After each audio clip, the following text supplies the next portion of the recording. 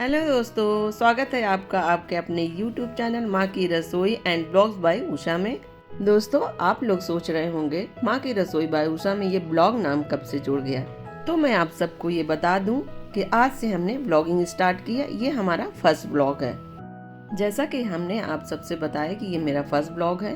First blog होने की वजह से अगर कहीं भी थोड़ी बहुत कमी रह जाए तो उसके लिए मैं आप सबसे पहले ही माफ़ी चाहती हूँ।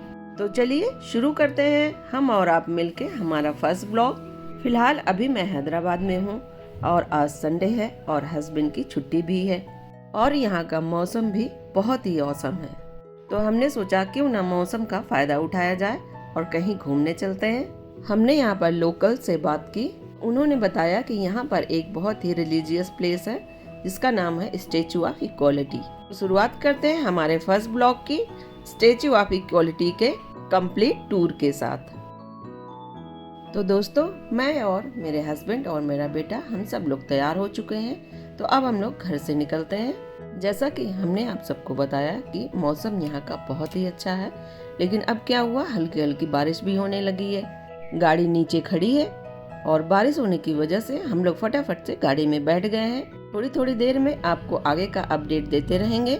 दोस्तों, यहाँ की ग्रीनरी आप देखिए, चारों तरफ हरियाली ही हरियाली है। अब हम लोग आ चुके हैं मेन रोड पे। ये एयरपोर्ट रोड है। अगर आप पहली बार हैदराबाद आ रहे हैं तो मैं आपको बता दूं, अगर आप फ्लाइट से आ रहे हैं तो राजीव गांधी इंटरनेशनल एयरपोर्ट से स्टैचू ऑफ इक्वालिटी का डिस्टेंस लगभग 15 से 17 किलोमीटर है। अगर आप ट्रेन से आ रहे हैं तो Secunderabad railway station statue of equality से लगभग 40 किलोमीटर दूरी पे है। ये एयरपोर्ट रोड है। तो आप देख सकते हैं यहाँ की खूबसूरती और यहाँ की नेचुरल ब्यूटी बहुत ही ज़्यादा खूबसूरत लग रहा है।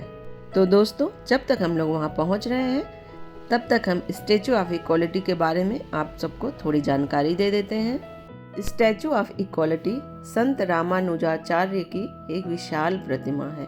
ये स्टैचू उनके जन्म के 1000 पूरे होने के उपलक्ष्य में बनाया गया है। स्टैचू ऑफ इक्वालिटी हैदराबाद के रंगारेड्डी डिस्ट्रिक्ट में स्थित है। स्टैचू ऑफ इक्वालिटी पूरे वर्ल्ड की दूसरी सबसे बड़ी स्टैचू है जो कि सिटिंग पोजीशन में है। कहते हैं संत रामानुजाचार्य 120 साल तक जीवित थे। अब देखिए, बातों बातों में पता भी नहीं चला और हम स्टैचू ऑफ इक्वालिटी के गेट पे पहुंच चुके हैं। आप देख सकते हैं रामानुजाचार्य जी का एक बहुत बड़ा स्टैचू आपको सामने दिखाई दे रहा होगा। वर्ल्ड का सेकंड लार्जेस्ट स्टैचू जिसकी मैं अभी कुछ देर पहले बात कर रही थी, ये वही स्टैचू है। आप सब देख सकते हैं गेट से ही इसकी खूबसूरती नजर आने लगी है। और हम लोग अभी अंदर आ चुके हैं और जहाँ पर पार्किंग एरिया है वहाँ पर जा रहे हैं। आप देख सकते हैं पार्किंग एरिया एकदम सामने है, लेकिन हमें सीधा नहीं जाना है, थोड़ा सा घूम के जाना पड़ेगा। एंट्री करते हुए आपको यहाँ से जाना है इस गेट से, और कार पार्किंग के लिए आपको यहाँ पर 50 रुपए चार्ज देना पड़ेगा। अब आप अंदर जाके आराम से गाड़ी पार्किंग में खड़ी कर सकते हैं। ये देखिए, बाहर से ही रामानुजाचार्य जी का स्टैचू कितना क्लियर दिखाई दे रहा है।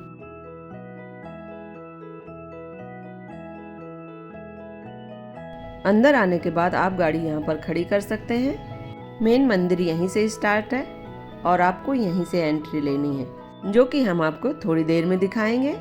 अब चलिए गाड़ी से उतर के चलते हैं स्टैचू ऑफ इक्वालिटी की तरफ।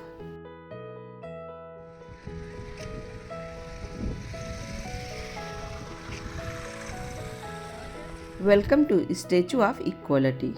आप देख सकते हैं यहीं से हमारा मेन एंट्रेंस है।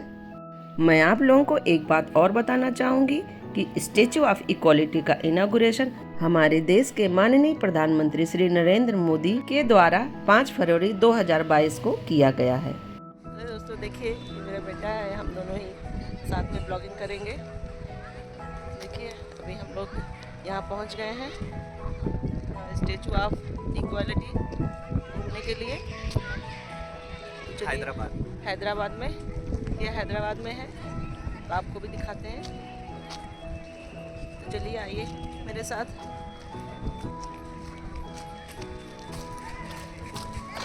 मैं और मेरे हस्बैंड और मेरा बेटा हम तीनों आए हैं। तो बहुत ही अच्छी जगह है दोस्तों। मौसम भी आपको भी अगर मौसम कभी समय मिले ज़रूर आइएगा। यहाँ का मौसम बहुत ही अच्छा है। मेरे हस्बैंड है।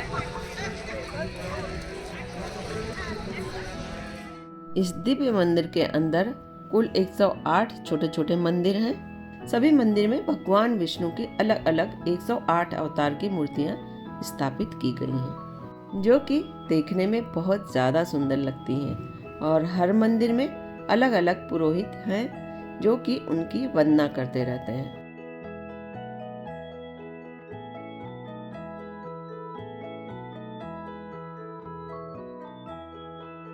ये कुछ और डिटेल्स आप चेकआउट कर सकते हैं।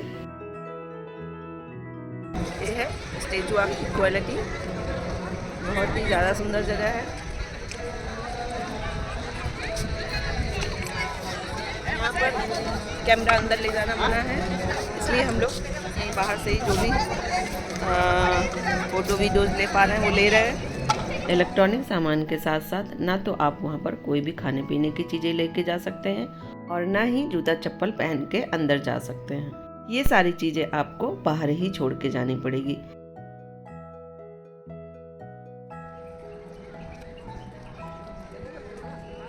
देख सकते हैं स्टैचू ऑफ इक्वालिटी के जस्ट गेट के सामने ही एक इंडियन फ्लैग लगा हुआ है, जो कि दिखने में बहुत ही अच्छा लगता है और हमारे देश की शान को दर्शाता है। अब चलिए दोस्तों मंदिर के अंदर चलते हैं। मंदिर के अंदर फ़ोन अलाउड नहीं है, जैसा कि माँ ने आपको बताया, पर जहाँ तक हम लोग आपको ले जा सकते हैं, जो जो चीज़ बता सकते हैं उसके बारे में ज़रूर बता देंगे। तो ये है गेट नंबर 2 मंदिर का, वो गेट जहाँ से हमारी मेन एंट्रेंस है। आप देख सकते हैं यहाँ पे लिखा भी हुआ है वे टू टिकट काउंटर। यहीं से हमें टिकट ख़रीदनी है, यहीं पे हमारा शूज़ वगैरह जमा होगा, यहीं पे हमारा मोबाइल जमा होगा। तो दोस्तों टिकट का जो प्राइस है पर पर्सन वो है 200 रुपीज़। इस 200 रुपीज़ में आपका शूज़ जो जमा होगा उसका भी पैसा जुड़ा है और जो आपका फ़ोन जमा होगा उसका भी पैसा इसी में इंक्लूड है। आपको उसके लिए कोई भी एक्स्ट्रा पैसे नहीं जमा करने हैं। ये है यहाँ का मेन एंट्रेंस। आप देख सकते हैं यहाँ पे सिक्योरिटी वगैरह भी लगी हुई है, यहीं से हमारी मेन एंट्री है। अंदर में सिक्योरिटी चेक मशीन वगैरह भी लगी हुई है, तो इसीलिए मोबाइल वगैरह पहले ही जमा कर दीजिएगा, क्योंकि अंदर में 2-3 बार सिक्योरिटी चेक होता है। तो अगर मोबाइल वगैरह मिला तो फिर वो लोग अलाउड नहीं करते हैं आपको दोबारा अंदर जाने के लिए, इसीलिए बाहर ही जमा कर दीजिएगा। तो अब हम लोग मंदिर से बाहर आ चुके हैं एग्ज़िट गेट होते हुए, पर ये मेन एग्ज़िट नहीं है। यहाँ से बाहर आने के बाद आपको कम से कम 6 से 7 शॉप्स हैं जहाँ से आप परचेजिंग भी कर सकते हैं। वो भी मंदिर का एक हिस्सा है। आर्टिफिशियल ज्वेलरीज़ वगैरह मिलती हैं, लेडीज़ आइटम मिलता है और मूर्ति वगैरह मिलती है। तो अगर आप इंटरेस्टेड हैं तो वहाँ से आप परचेजिंग भी कर सकते हैं। और सिर्फ परचेजिंग नहीं, यहाँ पे एक कैफ़ेटेरिया भी है, खाने पीने की यहाँ पे चीज़ें मिलती हैं और अच्छे रीज़नेबल प्राइस में मिलती है। ऐसा नहीं है कि अगर आप कहीं बाहर खा रहे हैं तो महंगा मिलेगा, बहुत ही रीज़नेबल प्राइस है, कोई भी खा सकता है, अफोर्ड कर सकता है। तो आप यहाँ खा सकते हैं और टेस्ट भी अच्छा है इसका।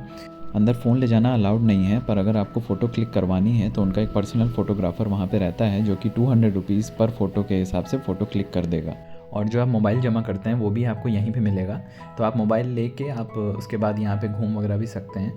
और अंदर जो 200 रुपीज़ दे के एक फ़ोटो क्लिक करवाई थी वो भी आप यहाँ से कलेक्ट करवा सकते हैं। यहाँ पे उनके पास चॉइस होती है 4-5 फ़ोटो की, तो आप वो चॉइस लेके यहीं पे आपको वो फ़ोटो अवेलेबल मिलेगी। आप उनसे हार्ड कॉपी ले सकते हैं, यहीं पे आपकी पेमेंट होगी और आप उसके बाद फ़ोटो ले सकते हैं। अगर आपका मन नहीं है, आपको फ़ोटो नहीं पसंद आ रही है तो आप नहीं भी ले सकते हैं, ऐसा कुछ कंपलसरी नहीं है। ये देखिए यहाँ पर काफ़ी सारी एंटीक शॉप्स हैं, एंटीक यहाँ पे मूर्तियाँ रखी हुई हैं। और ये देख सकते हैं स्पिरिचुअल इक्विप्स करके एक शॉप है, यहाँ पे आपको श्री रामानुजन जी की किताबें वगैरह मिलेगी, उनके बारे में आपको और जानने को मिलेगा। और यहाँ से मेन एग्ज़िट जो है वो सामने है उस तरफ, ये है मेन एग्ज़िट।